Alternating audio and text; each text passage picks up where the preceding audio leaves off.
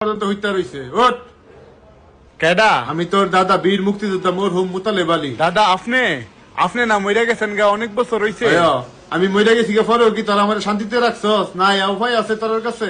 এর লিগে স্বপ্নের যুগে তোর লগে একটু দেখা করতাম হইছি। 1971 সালে অত কষ্ট করে আমি যুদ্ধ করলাম, আর এই যুদ্ধের ফল বেলে তুই বুক করতিছাস? তুই বেলে আমার এই হেডম দিয়া বেলে তুই চাকরি দিতিছাস? কেরে তোর নিজের কোন হেডম নাই? পারলে নিজের যোগ্যতা একটা চাকরি লিয়ে দেখাই দে। কে লিগে দাদা কবে যুদ্ধ করতে সেই যুদ্ধ লিয়ে টানাটানি শুরু করে দিছস। আর আমি মরছি কতদিন হইছে? একদিনও তো দেখলাম না আমার কবরের মধ্যে গিয়ে একটু আমার লিগে দোয়া করতে, মোনাজাত করতে। আর আমি দেখছি না, আমি বাচ্চা থাকতে আমার শেষ বয়সে তোরা আমার কত যত্ন, কত অবহেলা করছস, কত কষ্ট হয় আমি মরছি। আর আমি মরার পরে তোরা সবাই আনন্দ করছিলি, খুশি ছিল যে বুড়াটা মরছে, মইরা আমরা আদর করে দিয়ে গেছে, শান্তি করে দিয়ে গেছে।